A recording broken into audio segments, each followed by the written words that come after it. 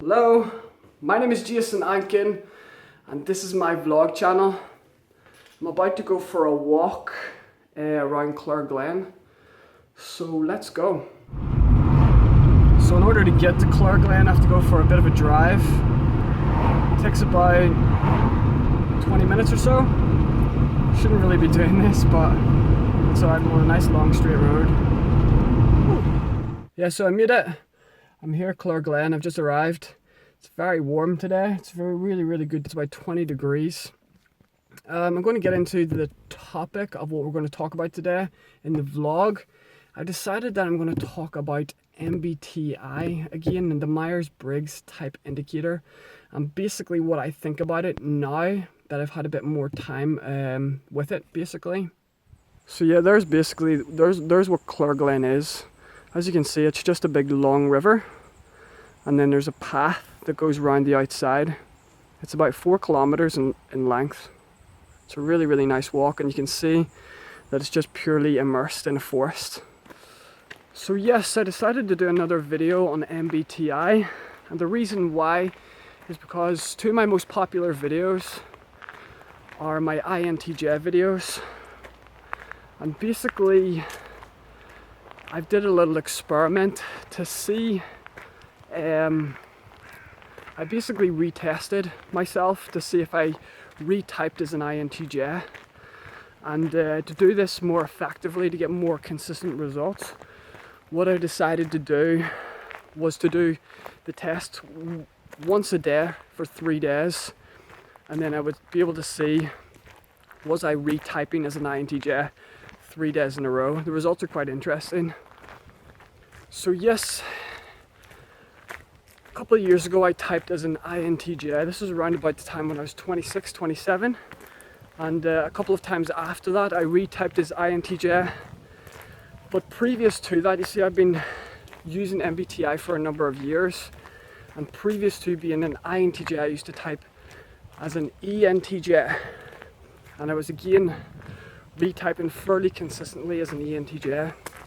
So my curiosity kicked in, and I started to wonder if my type has changed again. So I set up an experiment, and like I said, it was basically, I was going to do the MBTI test once a day for 3 days in a row, and then I was going to see what my type was. Yes, so when I did this retesting, to my amazement, I actually retyped differently. The very first test that I did, I retyped as an ENFJ. The second test that I typed as, I typed as an ENTJ, and then on the third day I retyped as an ENFJ again. So based on this, my type is somewhat shifted. So based on these results, it would seem that my type is somewhat changed, but I'm not 100% certain. One thing that I noticed with the 3 tests is that 2 things remained very stable and 2 things changed. So for example, my extroverted and introverted were very balanced. On all 3 of the tests, I noticed that I was getting 49%, 51%. It was literally right on the line. So if I answered one question differently, it could be anywhere along that spectrum. So I guess my extroverted and introversion has become more balanced, and it's not as polarized as it used to be. And that's exactly the same what happened with my thinking and feeling. Throughout all 3 tests, I noticed that my thinking and feeling was also quite balanced. 41% one way, 51% the other. And but I still noticed that my intuitiveness and my judgment stayed pretty stable on the high end. So yeah, so based on this here, I would type as ENFJ, but I somewhat disagree with this, and I want to explain a little why. So when you come on this walk, there's this interesting little, apparently it's called a wishing chair, where you're meant to sit down and imagine your wishes. So let's have a seat.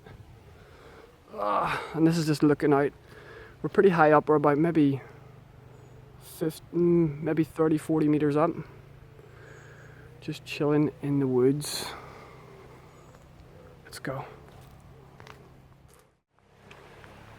Yeah, so typing differently made me remember an older psychological theory that I know of.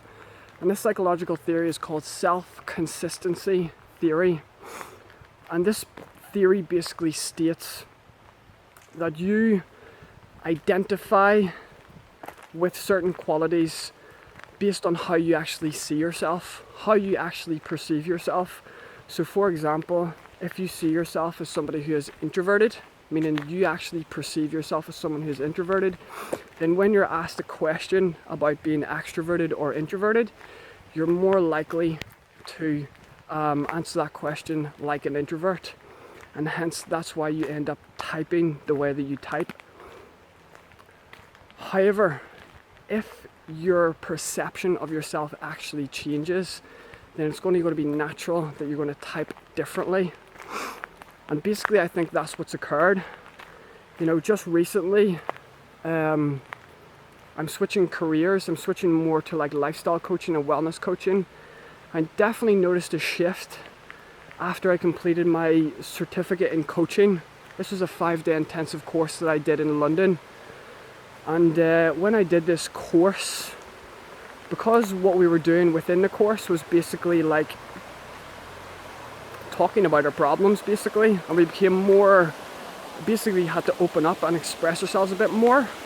And I think that made me a little bit more empathetic, and that's why I was maybe type differently, because obviously if I'm changing careers, that's how I now perceive myself as somebody that has to have that ability to sort of empathize with others, the ability to sort of so that I can be a better coach, basically, better lifestyle coach. And that's why I think I've retyped as an ENFJ. And then my extroverted and introverted is, again, I was always pretty balanced introvert extrovert anyway, so again it's just to do with, it's self-consistent, it's consistent with how I perceive myself. And it's very interesting, after I did this test, I actually am part of a group on Facebook called INTJ. It's an extremely popular group. There's about 20,000 plus members on it. And I put up a challenge to all of the INTJs, and I said, you know, so you think you're an INTJ? I challenge you to retake the test to see what you retype as. And it got a lot of activity. So there's about 100, I would say about 100 people redid the test. The vast majority actually retyped as INTJs, but there was a number of people who didn't. And it was interesting watching their reactions, because a lot of the people were afraid to do the test in case they actually retyped as something different. And then when others did actually do the test and they retyped as something different, they were actually shocked. And it just shows that, you know, when you identify with your type, you're more likely to actually retype as that. And also you can see the nervousness and the anxiety that people experienced when basically the idea came in that they might actually retype as something different. So yes, I would have to say that my confidence in MBTI has become a little bit somewhat shaken. I'm not saying that the test is all bad. It's a simple assessment that you can, you see what you're doing when you do the test, it's basically a snapshot. You're taking a momentary snapshot of basically your personality as it is at that moment. But like anything, it can change over time depending on your perception. So for example, you know, maybe you could be like I was experiencing, I was becoming a bit bored being introverted. You know, I grew up extroverted, and then I became very introverted. And then I started to think to myself, you know, this is not as fun as it used to be when I was younger. And I started to want to do more extroverted stuff. And basically that has actually manifested through in the retests. So yeah, I'm not as, I wouldn't identify with my MBTI type as much now. I wouldn't have as much confidence in it, but because I knew of that other theory, self-consistency theory, it's also related to another theory called the self-concept or the self-image. And it's known in psychology that you can change your self-concept, you can change how you see yourself. And then when you change how you see yourself, then if you're given such an assessment, in all likelihood it's going to be consistent with how you see yourself. So yes guys, that's my opinion. That's what I learned by doing this little experiment. And maybe, you know, if you found my channel through my INTJ videos, maybe you should take up this experiment yourself and go see, you know, do the test once a day for 3 days and see if there's any difference. Maybe you'll actually learn a bit more about yourself. But I think it's important not to identify too strictly with your type, because in my opinion your type can change. Your type is, in my opinion, it's software, it's not hardware. I don't think it's part of your genetics. I don't think it's part of your, you know, physical brain structure. I think it is the software. It's like the self-image, the self-concept, the mutable part of you that you can sort of play about with and change, or that sort of develops as you go through life. So yeah, or maybe what's beginning to happen from my perspective, maybe certain traits within me are becoming more balanced, which I think is better. You know, you don't want to be highly polarized, because then you get all the strengths, but you get all the weaknesses as well.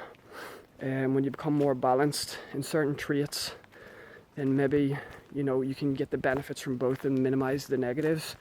I don't know. But yeah, that's my opinion.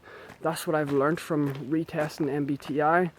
It still is a valid test, in my opinion, but it's something that shouldn't be taken too seriously. You shouldn't all of a sudden cling to it and say, I am this type or I am that type, because 18 months, 2 years, 3 years later, you're probably going to retype as something different unless you really strongly associate and really strongly identify with your type.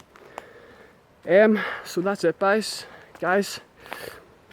I'm going to finish off my walk and yeah, go to the shop, get something to eat, and then chill out for the rest of the day, and then go to work later on tonight.